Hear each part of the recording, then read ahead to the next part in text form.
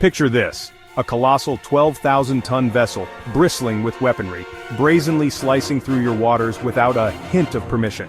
This isn't a scene from a thriller, it's the stark reality for the Philippines as China's so-called monster Coast Guard vessel breaches their exclusive economic zone. What does this spell for the future of the South China Sea, and how is it redrawing the geopolitical map? Let's plunge into the details. The South China Sea isn't just another body of water. It's one of the world's busiest maritime routes, handling over $3 trillion in global trade each year. But this region's significance isn't just economic. It's also home to vast oil and gas reserves and rich fishing grounds, making it a hotbed of contention for decades.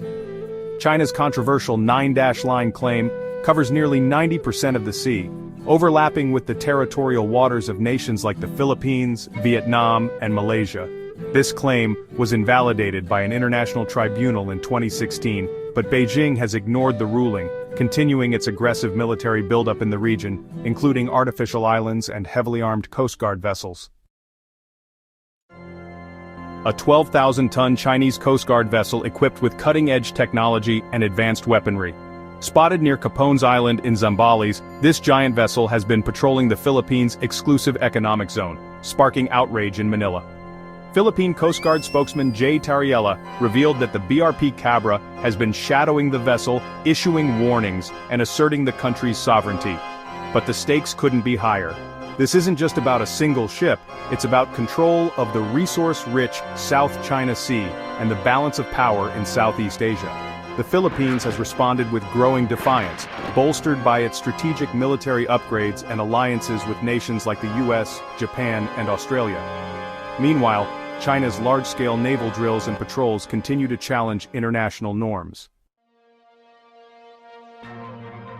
So why does this matter? Because it's not just about the Philippines and China, it's about the future of global geopolitics. China's actions in the South China Sea are part of a broader strategy to assert dominance in the Indo-Pacific, threatening the sovereignty of smaller nations and challenging the influence of Western powers like the United States. For the Philippines, standing up to a superpower is no small feat. With a relatively modest navy, it relies on partnerships with allies like the United States to level the playing field. In recent months, we've seen joint naval drills and high-profile military agreements aimed at countering Beijing's aggression. Exercise is conducted to show the unity of the two nations in promoting regional peace. But the question remains, can regional players maintain their sovereignty? Or is the South China Sea destined to fall under Chinese control? And at what cost? This ongoing confrontation has ripple effects far beyond Southeast Asia. It's a test case for how the world responds to territorial aggression in the 21st century. On one hand, China's military expansion could embolden other nations to pursue similar strategies, destabilizing global norms.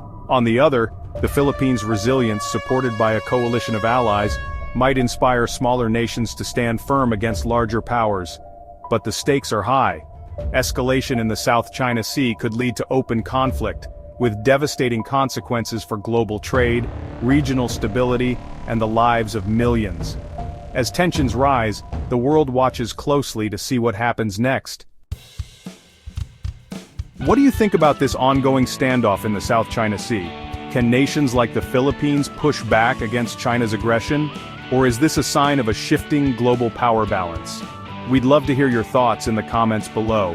Don't forget to like this video, share it with others interested in geopolitics and international affairs, and subscribe to our channel for more deep dives into global challenges and innovations.